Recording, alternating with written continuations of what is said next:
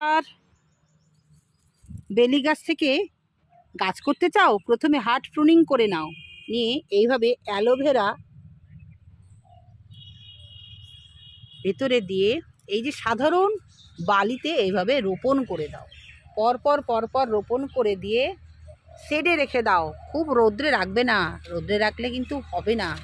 রেখে দিয়ে তুমি তোমার পাশের মানুষটিকে দান করো, প্রচুর পরিমাণে গাছ হবে।